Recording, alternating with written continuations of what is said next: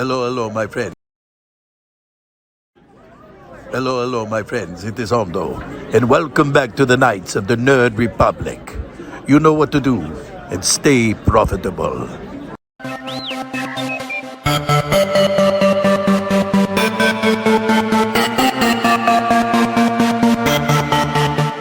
The Nerd Academy podcast is released weekly at 12 p.m. Eastern Standard Time, available on our website at www.thenerdacademypodcast.com and wherever you listen to podcasts. You can find the Nerd Academy podcast on Facebook, Twitter, Instagram, and YouTube. You can also help support the show by going to patreon.com/The Nerd Academy podcast, where every donation allows us to bring you more exciting content every week.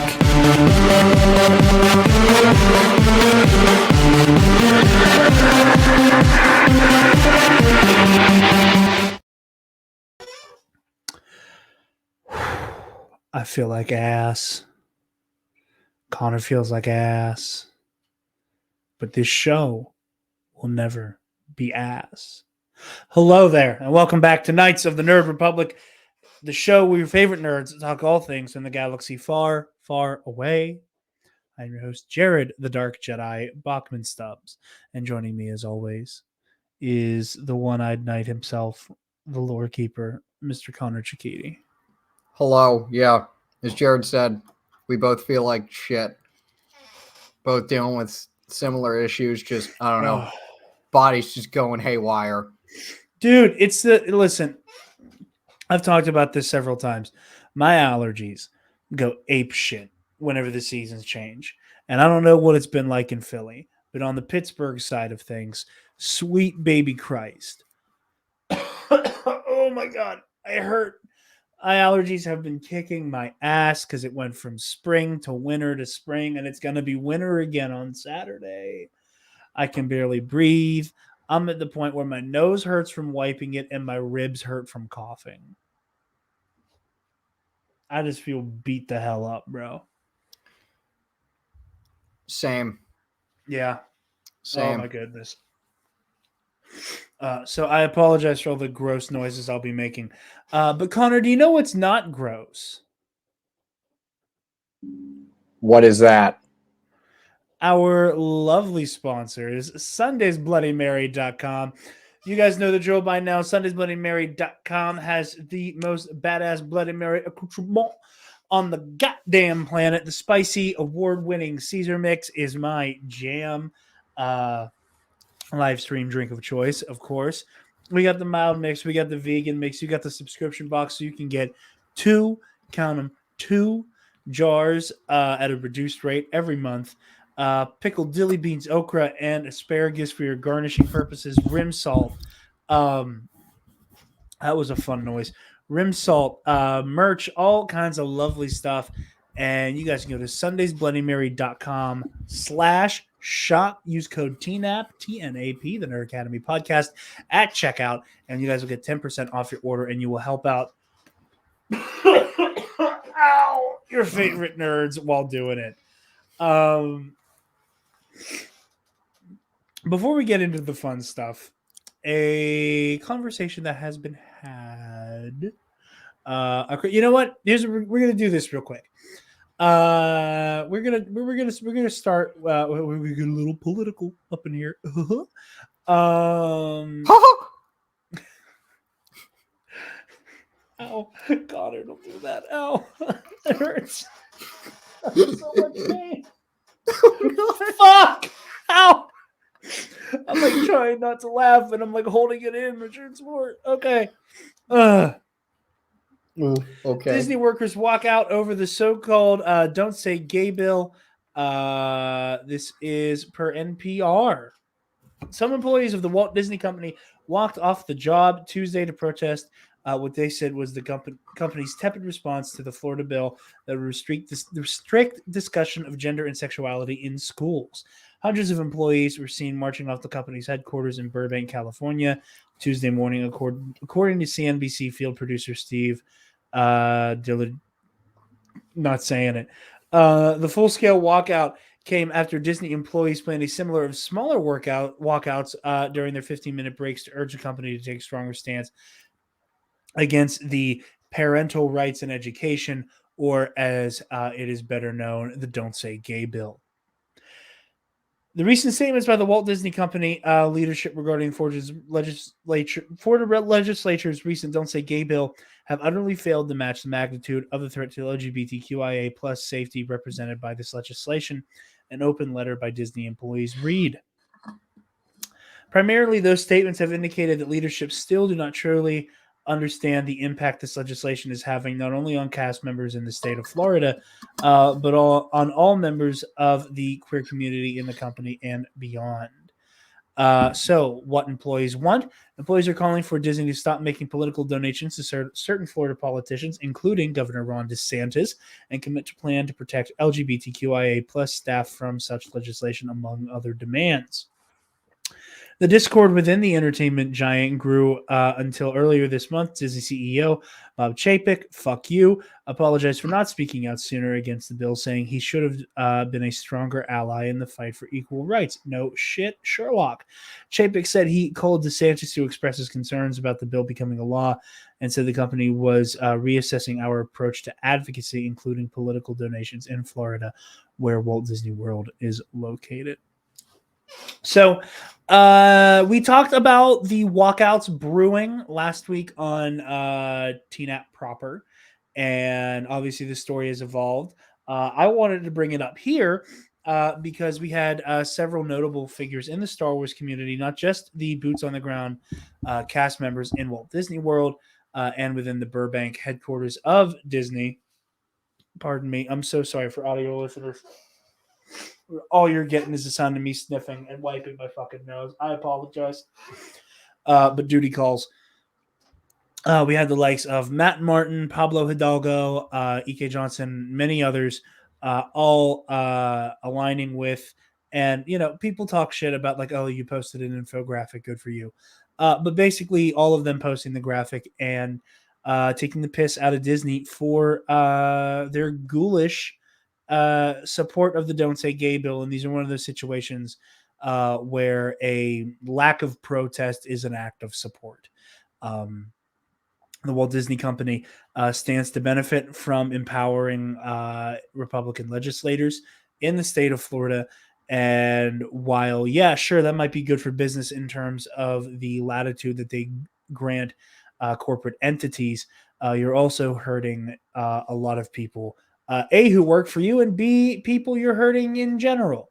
So Disney's saying they're going to do better with this issue in the future. I'm not holding my breath. As we discussed on TNAT proper, you were not a bad person for supporting the Walt Disney Company because they own some of your favorite things. We're going to be getting into all of the issues with Hogwarts Legacy in this coming TNAP episode. And boy, howdy, am I not looking forward to talking about that. But, I don't immediately write somebody off as a bad person because they're still into Harry Potter. It's not your fault you love this franchise written and created by a jackass. It's not your fault that the company who owns, your favorite superheroes and your favorite stories and all of fiction, you're not a bad person because the people who run that company are assholes and are cowardly and refuse to take a stand on even the most menial issue that would get them on the right side of history. However, demanding better from the people in charge, demanding better from Lucasfilm as well, lest we forget the employment of Quantic Dream to helm Star Wars Eclipse, # Blackout Star Wars Eclipse. So this goes without saying. I'm a little testy about it. At time of record, it is my birthday eve, which means we're coming up on me being out as bisexual for a year. And, I've had my own weird relationship with it where, it kind of occurred to me over the course of several years. I was like, oh, maybe that's kind of how I am and who I am. And while my politics have not changed much, over the course of those years. In fact, I think it's just been more of a increase of how strongly I believe a lot of things. Fights like this did really become personal. And it breaks my heart to see the company that owns so much of what I love profiteering off of hate mongers like Ron DeSantis. So say gay a lot, and Disney do better. Connor, I've been doing all the talking. I'll shut up for a moment here. I don't really have much else to add. I'm a straight white dude, but I'm all for it. I have friends like Jared and like others who are in that community, and I feel for them both for the Star Wars fandom and for the larger world. Can't believe that Disney didn't really speak out against it, but at the same time, I kind of can. Corporations are going to corporations. Yeah. Corporate going to corporate. But I think there was some article today. I don't know how true it was. I only saw the headline and and skimmed it a bit, but there was something about how Bobby Boy Chapek said something where Disney was going to like start to really create more LGBTQ content for children from now on. Again, I'm with you, not holding my breath, but well, again, and these are one of those moments where, you know, you gotta kind of get dragged out of the park kicking and screaming for representation.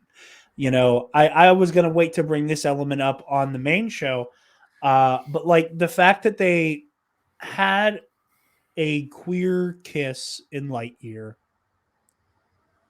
cut it, and is now back in the film. That's cool. That's great. I'll be fucking impressed when it's in the Chinese cut of the movie. Keep that in the movie when you port this off to China, then you'll get a round of applause from me. It's that simple. And again, and like there's a level of round of applause that you're going to get from me because all representation is good. Like there's an inherent level of like this is in here and that's good. We need to do more. And I said this a week or two ago when all of this started, that like it is so unfucking fair to writers, directors, you know, cast members, both in terms of like the on-screen projects and at the parks, who are fighting for actual equality, who are champions for all causes, be it racial justice, you know, queer justice, queer liberation, all of it. You know, the amount of people who do legitimately advocate for that. Lest we forget, you know, Moon Knight star Oscar Isaac, you know, the artist formerly known as Poe Dameron, being very publicly pissy about the fact that they didn't go all the way into Storm Pilot. You know, E.K. Johnston has a trans clone in the new Padme book, which is so fucking cool. You know, the High Republic. You know, like you see these writers and you see these individual creators adding diversity to, and again, we're keeping the focus on Star Wars because, you know, it's the Star Wars show, yep. But it cannot go understated that there are creators and actors and writers and whatever who are busting ass for better representation. You know, some will call that virtue signaling. And on some level, I don't think it's entirely incorrect to say that because Disney on a corporate level knows who they're hiring and knows whom they are enlisting to tell these stories. And it's like, okay, cool. We will eat all of our cookies by the handful that we are given because we have a Jedi who uses they, them pronouns. Cool. And now we're going to pay Ron DeSantis money to erase even the concept of queerness from children. And it's unconscionable. So it's virtue signaling, again, on that corporate level, not the people who are making these stories, you know, before, you know, in front of, behind the camera, or from behind a pen or a computer screen. So yeah, That's that. I'm angry. Speaking of things that won't die, like Disney being an infinite disappointment on social issues. Connor, there's been a lot of discourse about whether or not Mace Windu should come back lately. I know. I've seen some of it. You've seen some of it. Yep. You give your opening thoughts on Mace, and I'm going to go get myself something to drink. Okay. Well, basically, in terms of him returning, I wouldn't be opposed to him if he still dies in like the sort of Revenge of the Sith time frame, and there's a little arc of his where he like really wrestles with how he failed the order and like how the order failed and how like he was a byproduct of that. I wouldn't mind seeing that, but like if I'm being honest, keep him dead. I think I know this gets thrown around a lot, but like, and obviously there's an easy argument to dismantle with it, but I think Mace surviving past Revenge of the Sith really greatly undermines Anakin's turn to the dark side. I kind of think so. I don't feel super strongly about it, but like I just don't want him showing up in Mandalorian. I won't mind if he shows up a bit after Revenge of the Sith and like, you know, then still dies, but like if he shows up like 10, 20 years, even 5 years after, it's like come on. Like, I don't know. Again, I said it before. I said it when you weren't here, but like it's probably an easy argument to dismantle, but like I feel like Mace surviving way past, and that's the key word, way past the events of Revenge of the Sith, I think undermines Anakin's turn somewhat. Not greatly, but somewhat. So to a certain level, I agree with you. Mace should not be showing up in anything. The cutoff for Mace Windu being alive is Star Wars Rebels, in my opinion. Like in terms of the timeline, that is I wouldn't even the accept cutoff. that. That's what I'm saying. Like Jesus Christ, wait, Rebels is way later than I always think it is because it's like Fallen Order.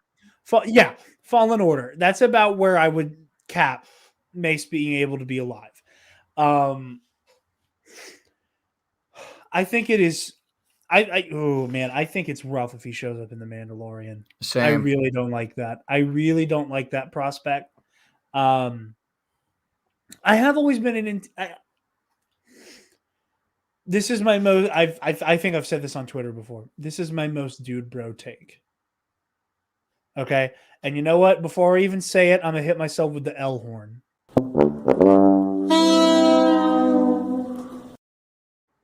Okay, I've been L horned. Mace Windu coming back should pretty much just be a vehicle for a Darth Vader Mace Windu showdown.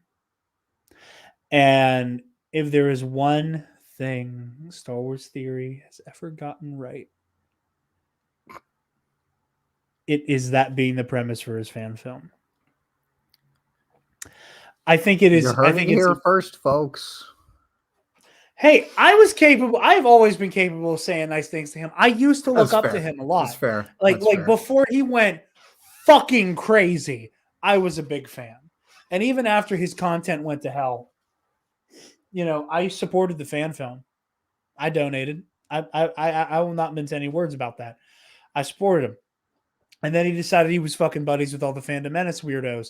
And he kind of got to the point where he, as I've always said, he's the Joe Rogan of the Fandom Menace. He's a useful idiot who is so deeply incurious and refuses to learn pretends to not be aware of the language he's using and how it aids and abets all the other weirdos. But I digress. I think it would be an interesting story to bring back a Mace Windu who is now more militant. Mace Windu. Mace Windu was so devoted to saving the Republic from Darth Sidious that they were prepared to basically do like a Jedi coup, Jedi junta to the Republic. Yeah. The Star Wars, the Revenge of the Sith novelization. I mean, they got pretty close in Revenge of the Sith, so yeah. Like he's the one to say, he's like, if we're going to pull this off, we have to take control of the Senate. We have to assert our control. And, the Revenge of the Sith novel talks about how Mace, his Achilles heel is that he loves the Republic too much. And I think it would be really interesting to get like a militant Jedi rebellion with Mace. Like, you see Mace, and again, it's going to sound like I'm bumming off a Star Wars Theories like fan film premise, but I've been saying this for years. And it was even a fan fiction I began to write and never posted anywhere. But like the whole idea of Mace Windu and his militant band of Jedi attacking the Empire and Vader being sent out to finish the job, I think it's a great, place to go for the story. And I think it is a very unique take on the Order 66 Survivor. That has become a Star Wars trope. That is, I'm not going to say the well has run dry, and I'm not going to say I'm tired of seeing it. I love all the Order 66 Survivor stories,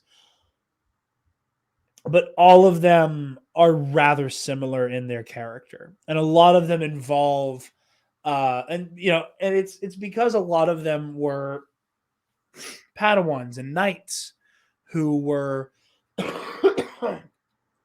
having a conflict of faith, having to learn to brave the galaxy without their masters, without their mentors. Everyone they know is gone. They have to do it on their own. Great. And pretty much the only alternative we get are Jedi who have become Inquisitors. Having the Order 66 Survivor Jedi be kind of radicalized out of mainline Jedi belief by the Purge. Seeing someone go, the Order, and are like kind of like a Barriss Offee type thing, where like Barriss kind of went fucking, off the deep end. And she was like, the Jedi believe in nothing but violence. We strayed away from our code, but in the opposite direction. That like Mace goes, we weren't militant enough. We weren't decisive enough. We need to rebuild the Order. We need to fix this. And the way we fix this is by not giving them a chance to fuck with us ever again. And seeing that Mace Windu, who's kind of crazy and out for blood now, round up a band of Jedi and go after the Empire and go after Vader, especially. I think that you could really tell the story. Don't mind me kind of bringing my own, online namesake into it, where Mace ostensibly becomes a dark Jedi.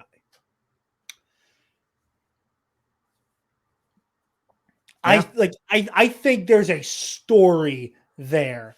And I think, again, like making Mace I'm so gross this episode. Making Mace a not clear-cut hero, but putting him up against Vader. Like, let Mace make some questionable decisions. Like, I am all for the Saw Gerrerification of Mace Windu. Like, give me a like I want an aside where like Yoda and Obi-Wan are communicating with each other. Like, hey, did you see Mace is alive? He's like, yeah, I saw he was alive. Yeah. I also saw the village he got killed trying to hunt down one Inquisitor. Because like that his steadfast, for the Republic in the name of the Jedi, in the name of the Galactic Senate of the Republic, you are under arrest, Chancellor. Like that flavor of Mace, but like kind of fucking crazy now. I think would be great. But that story has to end with Darth Vader killing him. Yeah, because like I think that could also work with sort of reaffirming his turn, where it's like Anakin became Vader because of that. And so when he's facing like a possible more militant Mace Windu, Vader killing this version of Mace Windu would just sort of reinforce that even more, or it could. So it could reinforce it, and I think there's also an interesting narrative element there where in a way the Jedi, a now batshit crazy Mace Windu becomes, is more in line with what Anakin Skywalker was at the end of the war. So like now Vader gets to walk into this situation with an element of, and weren't y'all telling me I needed to calm down? Weren't all y'all saying I was out of control? And now this is your rhetoric? Like it wasn't enough that none of you did anything to help me. It wasn't enough that you were just so broken and corrupt that all of this happened because of your leadership, at least from Anakin's perspective, that's the case. To a certain degree, he's not completely incorrect. For him to then go, now you just sound like I did before I realized I had the strength to go that extra step, to kind of invoke the comic booky, it's like a Batman ideology versus a Punisher ideology. We're like, okay, now you were willing to go that Punisher step. Well, fuck your Punisher step. It's a Red Hood step. Like, we're a bad guy who's hurting other bad guys. Now get with it.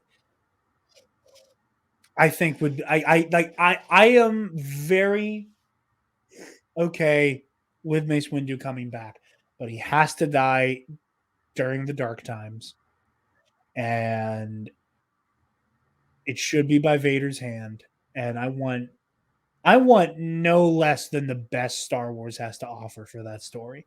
Like, I am accepting nothing less than a Charles Soule or a Jose Older or a Claudia Gray. You put your best hitters on this shit. Because I think in lesser hands it falls apart. And Dave, honey, I love you. I love your hat. I love who you are. This is not a Dave Filoni story. Nope. Because by the time Dave finishes this story, every Jedi who gets introduced as a part of Mace's like militant, Jedi hit squad are all going to be Clone Wars characters. I will say it would be pretty crazy if that's also where Barriss ends up. Like, you want to talk a Clone Wars character who can make a cameo? Barriss Offee is one of Mace's radicalized Jedi. It would make sense. Yeah. Like, again, tell the story from Mace's perspective. Have one of Mace's first missions he goes on his warpath, breaking Barriss Offee out of prison to recruit her. If she hasn't broken herself out already. If she hasn't broken herself out or seeking her out. And going, all right, you were right. You were right. We got ourselves into this mess. You got to help me get us out. Yeah, there's I'm getting more. I'm becoming more open to the idea of Mace Windu returning, albeit not in the post return, in the original trilogy. Too far away. Way too far away. I'm talking about this. I'm sorry, I'm interrupting you. We're talking about this like it should be in a comic book or whatever. If Sam Jackson comes back and they do put this in live action, super into the idea that Bryce Dallas Howard does get to help tell this story. I would love that. I would love that. Again, get your best live action people. And you know what? Dave can write or direct an episode. But this is not a Favreau and Filoni joint. No, That's my thing. I'm sorry. No. I I kind like of forgot him. this was spurred on by Sam, and I've just been pitching the story. Yeah, no. I like him. I like Favreau. I like Filoni. I don't think they would do this story justice. Again, I've been saying it. I said it probably here. I said it on other podcasts. I truly think that the whole Mandoverse needs a writer's room. It can't be just them. I do not think it will get to the heights it should with just them. I could be wrong, but like we've seen Favreau's writing style and ability. It's pretty good. It's pretty solid to really solid at best and like aggressively mediocre to at worst. You need I truly think there needs to be like a writer's room like Clone Wars and Rebels had. Obviously, there was a lot more factors that really helped Clone Wars and Rebels become the hits that they were, but they had a lot of writers in those episodes. So yeah, I agree. That's why I'm also really excited for Kenobi because like we have an entire new perspective, an entire new creative team. And like, I don't think I was on when you guys talked about all the Kenobi stuff with like Maul apparently coming back, but then like Pablo was saying like, yeah, no, that was we never didn't get on a the chance table. to do an episode when that was important, and it's not worth it. It's really not worth it at this point. It's kind of a non-story. Yeah. Like, ooh, they toyed with putting Maul in it before they killed Maul off, and then they killed Maul off, and then they decided they weren't going to do it. Shocker, right? Kill him for good, you know. Projects go through many stages of development before they're announced or even filmed. Oh my god. Anyway, so I think that's leave well enough alone there. Disney, hire me. I'll write the story. I can do it.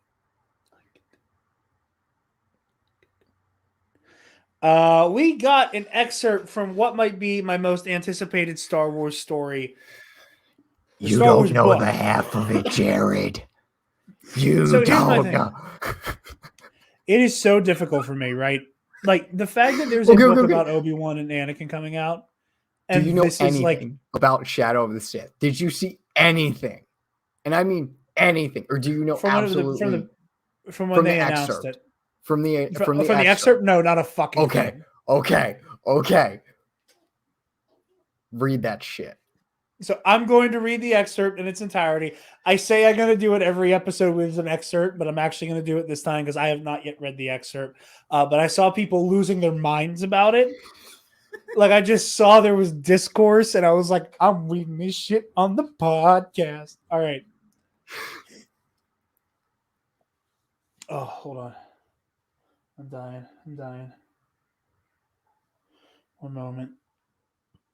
Okay.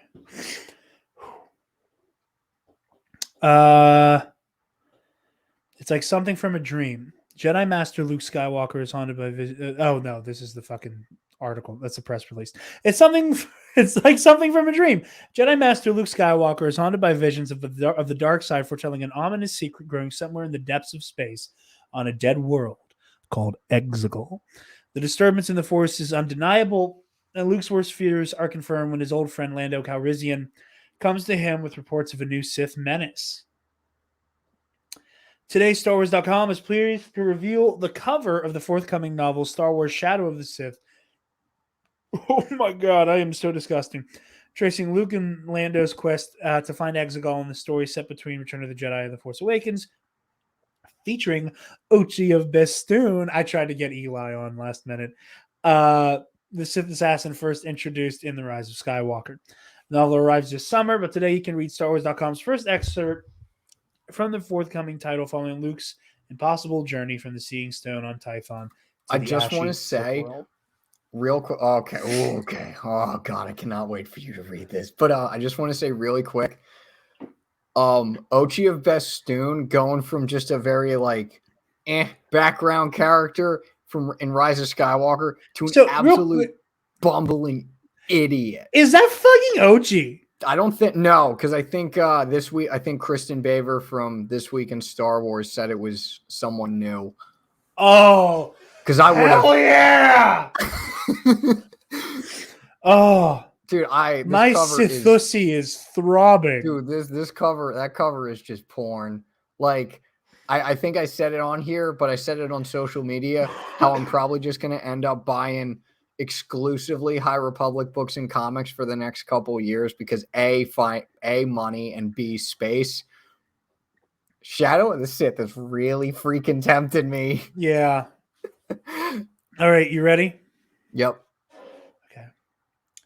There was a bang, more like a thunderclap, and everything went black. The breeze dropped, the air still and warm. Luke took a breath and could taste dry dust on his tongue. And then he realized he wasn't sitting on the stone anymore. Tython was gone. He looked down. He was standing now on black dirt, hard-packed, cracked, coated with dust that swirled in the eddies around his boots. He looked up. The world was black and dry, and the sky dark, filled with rolling black clouds lit by constant flashes of lightning that shorted directly down into the ground.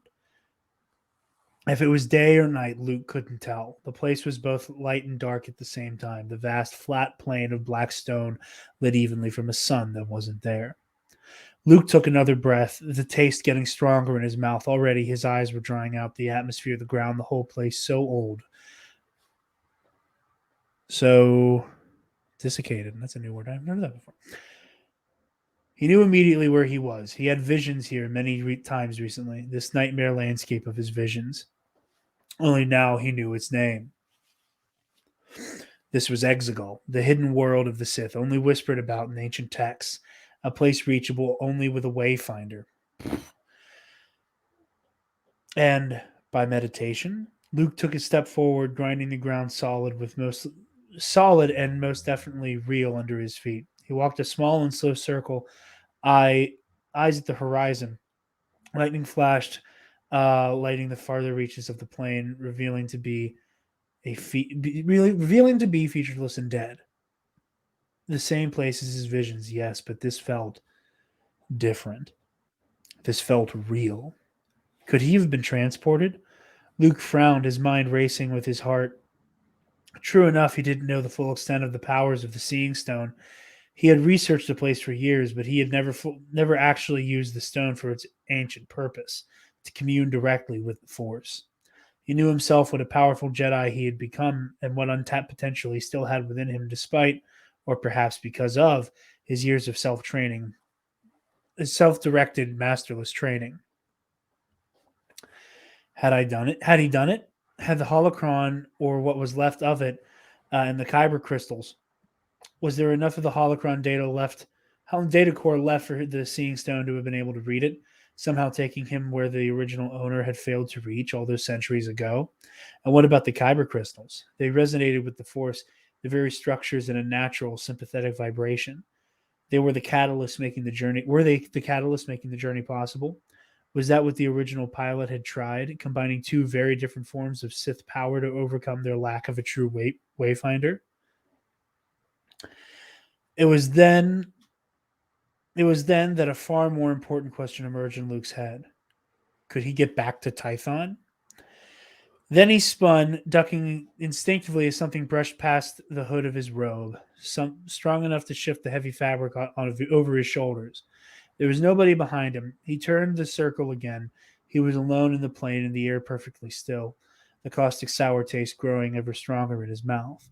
Again, something brushing past him, this time with a distinct whoosh of the dry air and someone's feet scraping along the hard ground. Luke ducked out of the way again, moving a mere meters from his original position. Looking down, he saw footprints in the dust. It was hardly an impression, but enough for him to see his own tracks. And the tracks of someone else. Or something else. Two large arcs, not footsteps, but the signs of something had been dragged along the ground on the opposite side of where Luke had been standing. He looked up, turning slowly to see all around him. There was no place to hide, no rocks, no building, nothing. Luke could see from the horizon to empty horizon.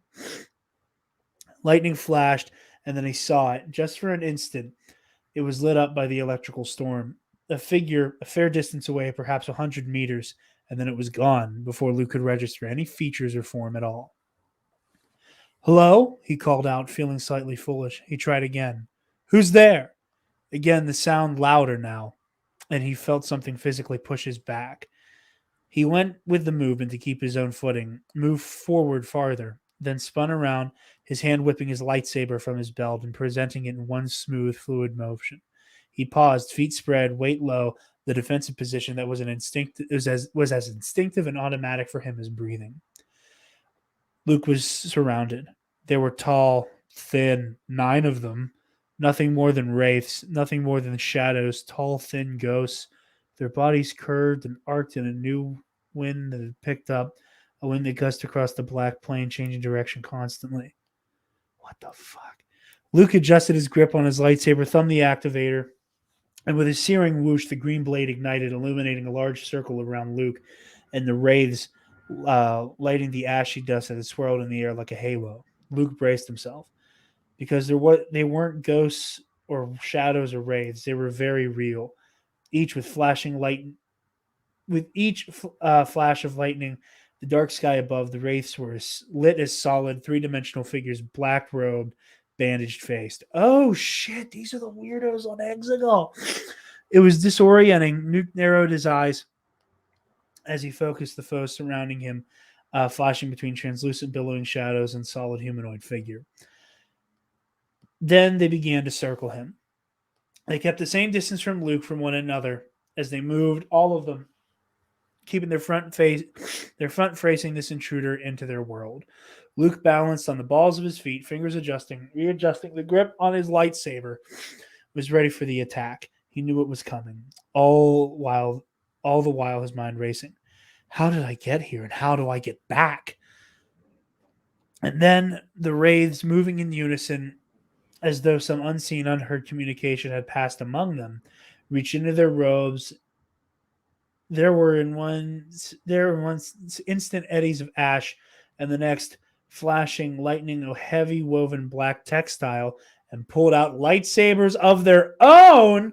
Luke, with his years of experience, years of learning to master his emotions and control his actions, did not allow the sight of these 9 weapons to surprise him, because, of course, they had lightsabers. He was on Exegol, the Sith world, the heart of darkness.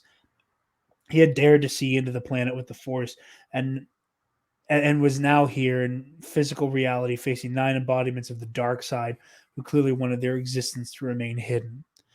The wraiths lifted their lightsabers and activated them. Luke didn't so much hear their ignition as felt it inside, the familiar sound, somehow high-pitched and distant, a forgotten memory rather than an actual physical sensation.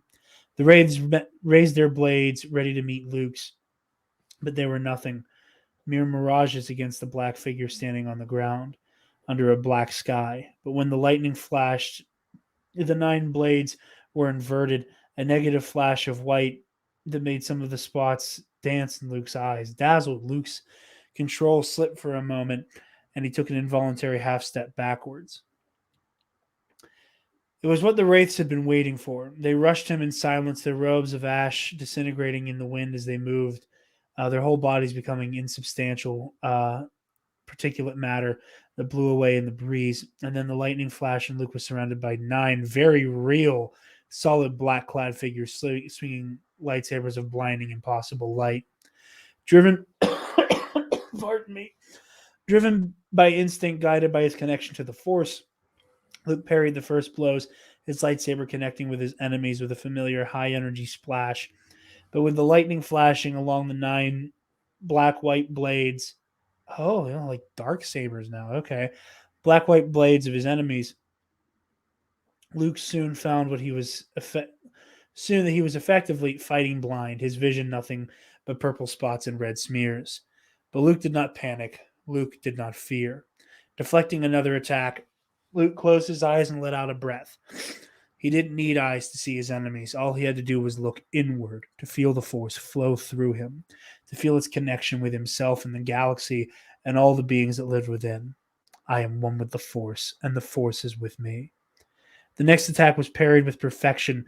Luke's riposte was likewise textbook example of Jedi form. But then his blade passed through nothing. Luke didn't open his eyes. He just bowed his head, spinning on the spot to counter the attack from the other side, while he concentrated trying to enter an almost meditative state so he could press the attack rather than let the Force guide him merely through a passive and automatic defense. And then he faltered. A frown flickered across his face as he reached out with the Force, and there was nothing. No connection, no feeling. It was as though he was still on Tython, on the Seeing Stone, at the center of a grace where the Force coalesced around him, but not within him. The beings around him, 9 shadow wraiths with blades of light and dark, did not exist in the Force. They had no presence, no form. This was impossible. The Force connected all life in the galaxy, but it was also surrounded and penetrated the inanimate. Objects, rocks, planets, starships, droids, everything had a presence in the Force, or rather an absence that could be felt as strongly as if they were living things themselves. But the wraiths were nothing. Luke couldn't sense them with the Force at all. He turned left, then right, lightsaber swinging up, then down, parrying 3 more blows. But blinded and unable to even sense his opponents, he was unable to attack them. He might as well be swinging randomly at the air around him, which he did. He opened his eyes, squinting against the flashes of lightning and searing sweeps of the wraith blades, his own green lightsaber, the only thing that was familiar, the only color in this nightmare. But that faithful lightsaber could do nothing against the wraiths. He blocked the blow, his eyes and brain beginning to adjust. Adjust very slightly to the disorienting world around him, and then came in with an attack, high and then low, completely avoiding the opponent's blade. But his lightsaber passed through the wraith, dragging a wake of ash lit in the glowing green of Luke's laser sword. The wraith didn't even seem to notice. It brought its blade up, and Luke parried again, ducked sideways, and parried a blow from his left side. Swung his lightsaber to the right corner, through the right to counter another, then carved a series of angled attacks that should have cut the 3 opponents in front of him to ribbons. His blade met no resistance. On the contrary, the wraith directly in front of him stepped into his attack, apparently unaware or unconcerned as to the position of Luke's blade. Luke didn't stop moving. He dodged the shadow blade of the wraith even as he passed through the being of himself. The cloud of ash and dust thick around his face, coating his skin, his tongue, filling his mouth with the taste of hot metal. Now, behind the group, he turned and pressed a fresh attack to their rear, swinging his lightsaber left and right and left again, blocking the thrust of a shadow blade as one wraith turned in a whirlwind of spinning black smoke, and brought its weapon to bear. Once again, lightsaber met lightsaber, green light met shadow blade, and Luke could feel the jolt through the hilt of his own weapon. He could see the fizz of energy as his blade slid along the length of his enemies before the wraith pulled away in one direction and Luke in the other, both of them turning to cut in a sharp angle. Blades met again, this time with a bang of spitting plasma, as though the wraiths were toying with him. One moment their weapons revealed, the next a shadowed imagination of reality. Sensing this change, Luke's next blow was powerful enough to knock the other blade away, and he quickly made his riposte straight through the neck and torso of the apparition. Once again, his blade meant nothing. The shadow form parted like smoke even as the lightning flashed again, and the being was as solid as Luke's own body. Luke swung again and again and again, sweeping now with his blade with no particular indent or design except to keep the 9 wraiths at a distance. His focus now was not on the fight, but on figuring a way out. The wraiths pressed their attack, Luke's blade passing harmlessly through them. As they got closer and closer, they raised their own lightsabers again, acting together and telepathic union, ready to make their final strike. 9 blades against 1. Luke didn't like the odds, but he braced himself nonetheless. The Wraiths attacked, 9 shadow blades held by shadow arms cutting at speed. And then there was a new light. And then a new light appeared. Ooh. Not the white flash of lightning or the Wraith blades as they were lit by the unholy light. Not the green glow of Luke's lightsaber, illuminating the ashy ground like a green flashlight. No, this was a pale blue light. It shimmered in the air, streaking a little. It swept down, throwing the attackers off in one smooth movement. It was a lightsaber. Oh, please tell me this is who I think it is. It was a lightsaber, the blade blue and strong. The hilt was transparent. Nothing but a blue glow held in a transparent blue hand. Luke fell backward onto his elbows, gasped at the pain in his joints, and also in sheer surprise at the sight before him. Standing between himself and the Wraiths was another figure, a man in flowing pale robes, his back to Luke, his head hidden in a voluminous hood. The entire figure glowed like a soft electricity, bright in the world of endless night. And when the light flashed, Luke could see the 9 Wraiths through the form of the man who stood between them and his query. Luke's mind raced as he tried to identify the spirit of the Force who had arrived to protect him. Ben? No, it wasn't Ben. The robe, the man's form was... I'm covering the screen so I can bring it up to the top so I can keep reading. No, it wasn't. No, it wasn't Ben. The form... The robe, the man's form was... The spectral being lifted his lightsaber, holding it high above his head. The blade parallel to the ground. For the first time, the Wraith seemed to take note of their enemy. They backed away, 9 forms huddling together, blades lowered. They were screaming from their blank, bandaged faces. Although Luke wasn't sure whether it was a real sound or just an echo inside his head, it was hard to concentrate on what he was seeing, the way the Force reverberated around the figure in blue.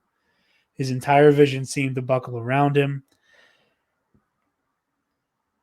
The Wraiths continued to back away, and they vanished, their shadow shapes evaporating into dust that spun away on the last eddy of the dying wind.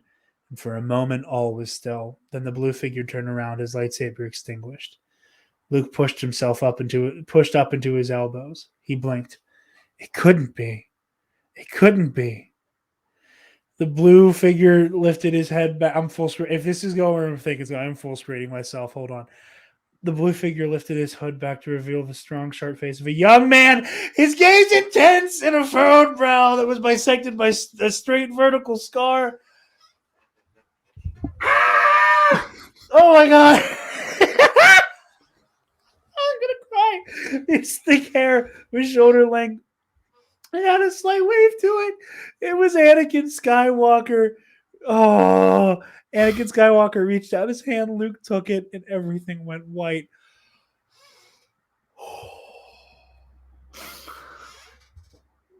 Yeah. I know. It's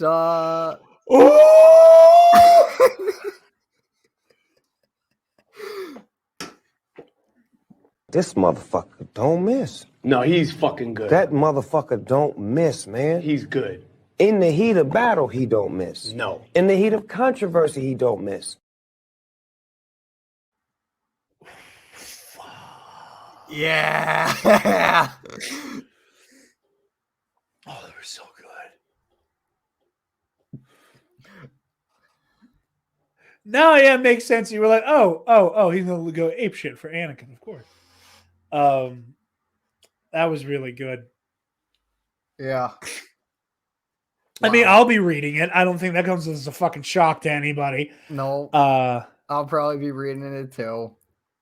But I'll probably ask for Spark Notes. This is like apparently because like if this is what they're showing us, like how fucking crazy does the book itself get? Yeah, like I'm trying to think of an instance where like in Star Wars or elsewhere, like they'd show us an excerpt of a movie or a video game or something, and it was just fucking nuts.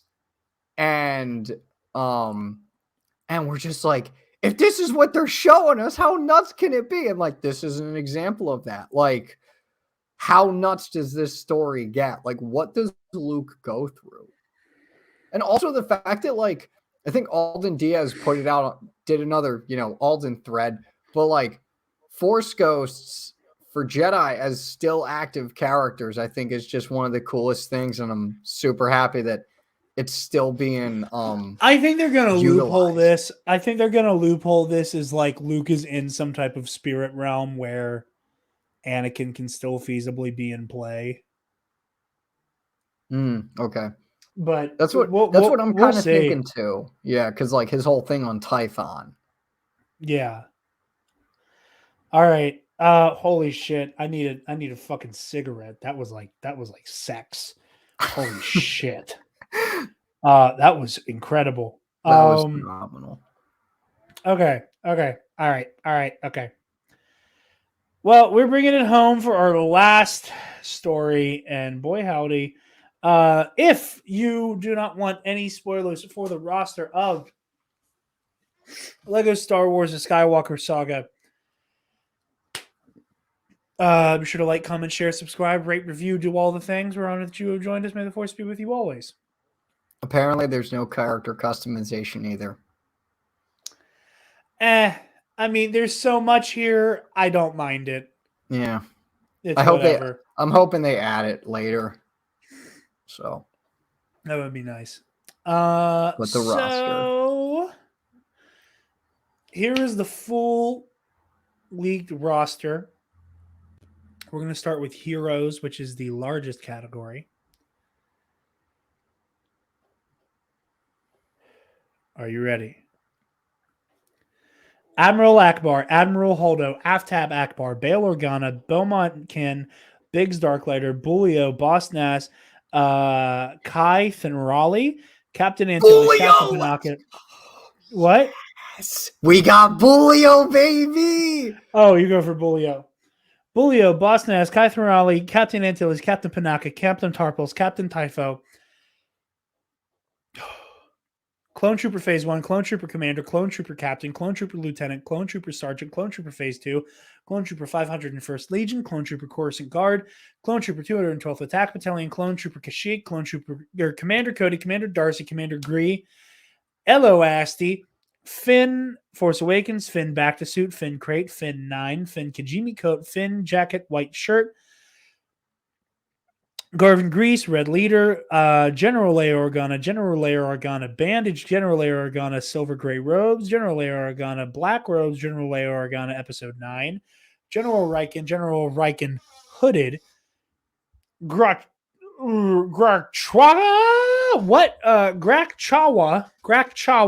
Gungan Warrior, Jana, Jar Jar Binks, Jack Porkins, Jess Pava, Cato Comics 9, Leia, Episode 4, Leia Jabba's Palace, Leia Cloud City, Leia Endor, Luke Skywalker, Episode 4, Luke Skywalker Ceremony, Luke Skywalker Rebel Pilot, Mon Mothma, Naya Num. I flipped off the camera for that one for our audio listeners. Padme Ship, Padme Claude, Padme Handmaiden Orange, Padme Battle of Naboo, Padme Pilot Helmet, Padme Pregnant, Padme Silver Cape, Padme Tatooine Disguise, Poe Dameron Black Resistance Jacket, Poe Dameron Episode 9, Poe Dameron Jacket, Poe Dameron Kajimi Coat, Poe Dameron Pilot Helmet, Rebel Friend, Rico Lee, Rose Tico Crate, Rose Tico Episode 9, Talia Lintra, Tarful, Temin Wexley, Theron Net, Wedge Antilles, Roby Trice, Obi Trice, no name, real name, no gimmicks, Sensi Kessa, Rogue 2.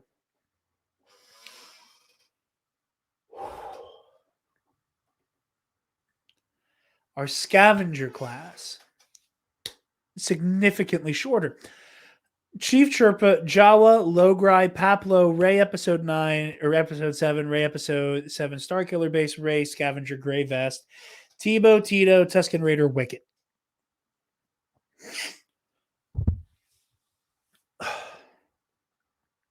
Our Scandrels, Balatik, Chewbacca, DJ, Dr. Evazan, Han Solo Episode 4, Han Solo Episode 5, Han Solo Endor, Han Solo Hoth Hood, Han Solo Carbonite Shirt, Han Solo Episode 7, Han Solo episode, Lando Calrissian Episode 9, Lando Calrissian Hermit, Lando Calrissian Episode 5, Lando Calrissian Episode 6, General, Lando Calrissian Han Solo's Clothes, Lando Calrissian Jabba's Palace, Maz Kanata, Ponda Baba, Sidon Ithano, Tasu Leech, Wandering Wookiee, and Zori Bliss.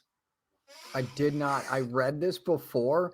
I did not pick up on the Lando with Han's clothes one. That's actually really cool. For our bounty hunters, Forlom, Aura Singh, Bazine Natal, Boba Fett, Bosk, Carib Dis, Dengar Greedo, IG-88, Jango Fett Casual, Leia Bausch disguise. So that's another thing I noticed. Is that heroes, when they're in bad guy disguises, are classified as villains, which is neat. So Leia Bausch disguise, Rothgar Den, Zam Wesell human face, Zam Wesell alien face, and Zuckuss. All right, buckle up, motherfuckers. Villains. These are non-force sensitive baddies. Aplek, B1 Battle Droid, B1 Battle Droid Commander, B1 Battle Droid Geonosis, B1 Battle Droid Heavy Assault, B1 Battle Droid Kashyyyk, B1 Battle Droid Security, Captain Kennedy, Captain Peavy, Captain Phasma Cracked Helmet, Cardo, Commander Jeer, DJ First Order, Emperor's Royal Guard, Imperial Captain, FN 2199, Finn, FN 2187, No Helmet, Finn, FN 2187, Finn First Order, Finn, Episode 8, Supremacy, First Order Flame Trooper, First Order Jet Trooper, First Order Officer, First Order Kajimi, First Order Officer Kajimi, First Order Snow Trooper, First Order Cold Weather Assault Trooper, First Order Special Forces TIE Fighter Pilot, First Order TIE Pilot, General Grievous, General Hux, Han Solo Stormtrooper Disguise, Han Solo Stormtrooper Disguise, No Helmet, Imperial Fleet Trooper, Imperial Gunnery Technician, Karuk, Luke Skywalker Stormtrooper, No Helmet, OOM9, Pride, Rostico First Order, Rostico Episode 8 Supremacy, Sand Trooper Commander, Sand Trooper Sergeant, Scout Trooper Kashyyyk, Sith Jet Trooper, Sith Trooper, Snow Trooper, Sovereign Protector, Stormtrooper Imperial Sergeant, Stormtrooper Empire Commander, Stormtrooper First Order Driver, Stormtrooper First Order Sergeant, Stormtrooper First Order Officer, Stormtrooper First Order Heavy Assault, Stormtrooper First Order Squad Leader, Stormtrooper First Order TIE Fighter Pilot, Will of Tarkin, Trugden, Ashar, and Vakul.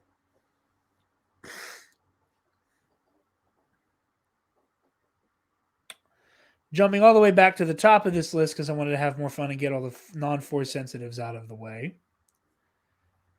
We have our Jedi. Let me wipe my nose here. Ayla Sakura, Anakin Skywalker Episode 2 Cape, Anakin Skywalker Episode 2, Anakin Skywalker Episode 3 No Cape, Anakin Skywalker Episode 3. Barra Sophie, Ben fucking Solo! It's gonna be a big nut bust. Jocasta New, Kayati Mundi, Kit Fisto, Leia training flashback. It's gonna be a big nut bust. Makes me so happy. Luke Skywalker old flashback. Luke Skywalker old crate. Luke Skywalker Episode 5 No Jacket. Luke Skywalker Hoth. Luke Skywalker Jabba's Palace. Luke Skywalker training flashback. Luke Skywalker Episode 5 Jedi. Luke Skywalker Endor. Luke Skywalker Episode 6 Luke Skywalker Yoda backpack.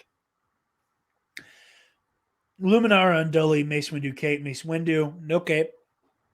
Obi-Wan Kenobi, Episode 3 cape, Episode 1 no cape, Episode 2 no cape. Episode 2 robe. Old Ben Kenobi Tatooine hood, Old Ben Kenobi Tatooine. Plo Koon, Qui-Gon Jinn cape, Qui-Gon Jinn Tatooine disguise, Qui-Gon Jinn, Rey Kajimi coat, Rey Episode 7 Jedi, Rey Episode 9, Rey Skywalker, Rey Gray Jedi wrap, Shakti, Yaddle, Yarrow Poof, Yoda. Connor, you're slightly more familiar with the High Republic than I am. Do we have canon lightsaber colors for Yaddle or Yarrow Poof yet? No. As far as I know, no. Good. Hit him with the good old LFG on that one. And now, give into the dark side with Darksiders. Anakin Skywalker charred, Anakin Skywalker yellow eyes, Count Dooku, Darth Maul no cape, Darth Maul, Darth Vader no helmet, Kylo Ren episode 9, Kylo Ren no helmet, Kylo Ren no helmet scar, Kylo Ren topless, Kylo Ren, Palpatine scarred, Palpatine senator, Palpatine chancellor gray, Palpatine chancellor red, Rey Sith, so we get Rey Palpatine as well, Supreme Leader Snoke, and then the Emperor is how this is listed. Shit, I missed non-force sensitives. Oh well.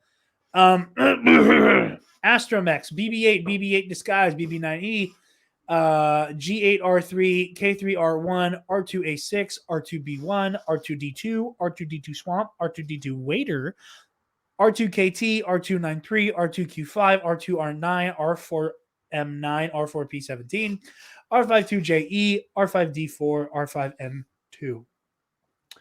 And then we have the protocol droid, C-3PO Kijimi Code, C-3PO Episode 1, C-3PO Red Arm, C-3PO Red Eye, C-3PO Rusted, E-3PO H1NT, K-3PO ME8D9, R3PO, RA7, and TC14. Well, who are the non-force sensitives? The droids, I forgot. And then also extras. What are the extras? Well, Connor, I'm glad you asked. 21B, 88, AD4M, Alicia Akuda, Anakin Skywalker Episode 1, Anakin Skywalker Pod Racer, Anakin Skywalker Pilot, B2 Super Battle Droid, Babu Frick, Bib Fortuna, Boba Fett Young, Baba Joe, Dio, Delso Prin, Dexter Jester, Droidica, EV9D9 Supervisor Droid, Frigrin Dan, Foden Bead, Gazgo, Gonk Droid, Gonkatine. Really excited for what that means.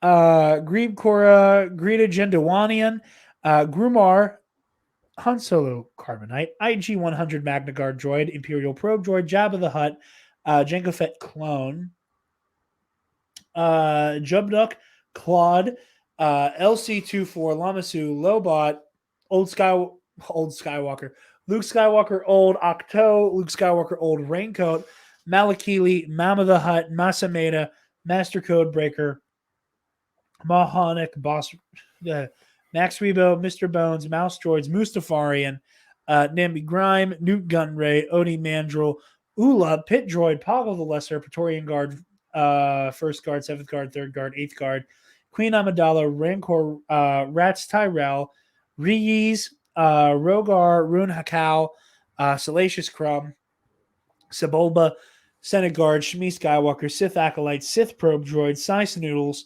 Tamiri Blag, Tion Madone, Ubla Malbo, Ugnut, Unkar Plot, Wampa Watto, Weequay,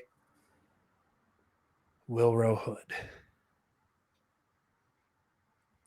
We get to play as Shmi Skywalker. I get to beat the shit out of Palpatine twice as Shmi. Let's go. Oh, Connor, that's so adorable. That's something you're excited for. I mean, I'm excited so for that's all. your most Dude, Rebel Friend is back. Like, he's an OG. I love that guy. And he's back.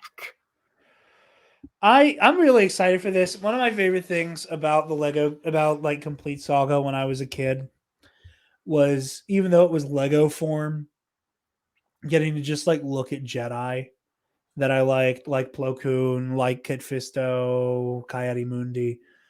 So getting to spend time as Ben and Luke and Leia in those very briefly, oh, that was gross. Briefly seen flashback outfits is really fucking cool to me. I'm super excited for that. So all of these, I can't wait. I cannot friggin' wait. Same. And I wonder, like, maybe there is, I don't know. I just feel like this isn't it. Maybe I'm wrong. Maybe it is it for now, like besides the character DLC packs. I would say we have DLC packs. We still have Rogue One, Mandalorian. We're probably going to get an animation pack. We're going to get the Bad Batch. So we're probably going to get Clone Wars and Rebels as well. I really hope they do a Legends pack. That would be neat. Like an Old Republic, New Jedi Order. They could do a High Republic pack. I would love a High Republic pack so much. I need it. I I need don't it. trust some of you motherfuckers with Lego Marquee on Row. I don't trust any of you. Only person allowed to play as Lego Marquee on roll is Michael McCoy. Yep, that's it. No one else. I need to fill my True Jedi meter. Lorna D. Unlike Loden Great Storm. Yeah, Connor's out of a fucking job.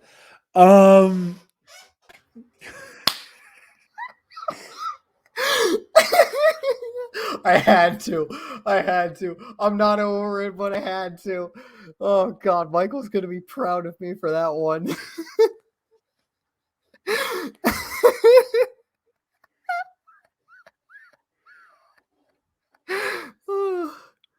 Oh my God.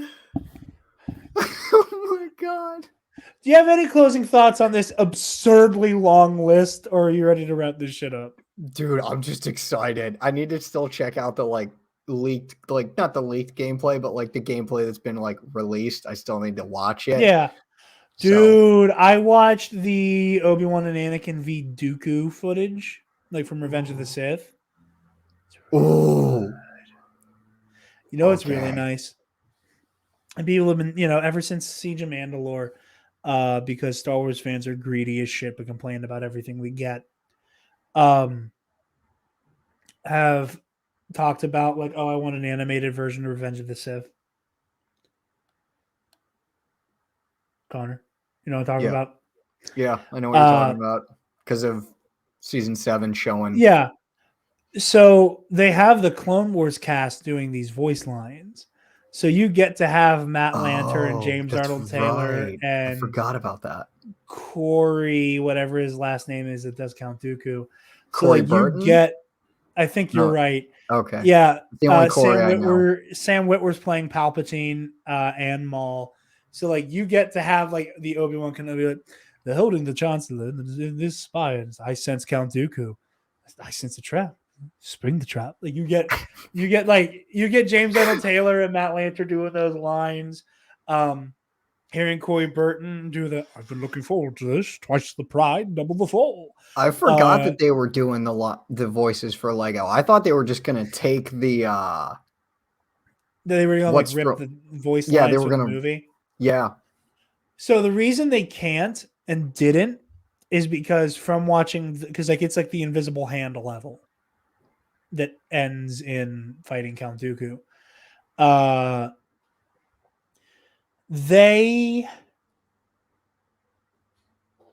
There's during the mission dialogue too that you don't get from the movie. So you either end up with doing 50-50 ripped from the movie, 50-50 the animated actors, or you just go all the way in with the animated actors. Oh, okay. Yeah, I can see how that could be an issue. Yeah, because there's a ray shield that comes up in front of you, and Obi-Wan's I can't get to the generator, it's blocked. Which Obi-Wan doesn't say in Revenge of the Sith, so you have to have James Arnold Taylor go, I can't get to the generator. So okay, that makes sense. Yeah, I'll have to check that out after this. It's really cool. It's really cool. The lightsaber combat is surprisingly really good. And I cannot wait for levels where I get to use a lightsaber. But yeah, I think that's all we got. Connor, where can the lovely people find you, my friend? Twitter, Dappa Banana, here talking Star Wars and other stuff.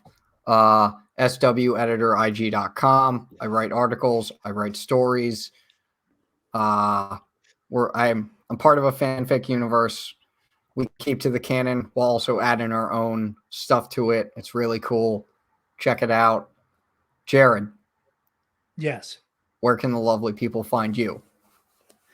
You guys can find me on Twitter and Instagram at what episode is this? 98. You guys can find me on Twitter and Instagram at Dark Jedi 2552, and you can find the Nerd Academy podcast on Facebook, Twitter, Instagram, YouTube, and on our website, www.thenerdacademypodcast.com, where, if you're feeling generous, you can donate to our Patreon page. Give me $1. Speaking of our patrons, thank you to our $10 alumnus, Nick Johnson, the Waffle Wizard, and I'm going to get Paco's name right because he has a new one, and it's an Alex Jones joke. Did you see Alex Jones might be getting arrested, by the way? Oh. Yeah, he was supposed to go to a deposition for the Sandy Hook shit, and didn't. Oh, okay. All right. There's been a lot of issues with all that as well. It's a whole thing. Go listen to Knowledge Fight. I am shilling for Knowledge Fight at all times, Dan and Jordan. Alex Jones's globalist reptilian QAnon ivermectin. Although I have learned that apparently YouTube is suppressing that term for good reasons. So I might have to drop 2 words out of Paco's very funny Alex Jones name. Bat month is over now. Go watch all the Batman content. We did a great episode with Alden from Octo Radio about the philosophy of Batman. I highly encourage you all to go watch that or listen to it, however you engage with the show. Trying to find time to work on more of that patron content. The continued patience of so many of our patrons is greatly appreciated. Things have been tough. Scheduling wise, my schedule's been a nightmare. Spencer's schedule's been a nightmare. Travis' schedule's been a nightmare. So stay tuned for all that. I'm going to super pump all that out as much as I can. So bad it's good month starting in April. First movie is going to be Catwoman. God help us. What else that I can think of? So yeah. Thank you all so much for watching and listening. We are honored that you have joined us, and may the force be with you always. Stop! Move away from the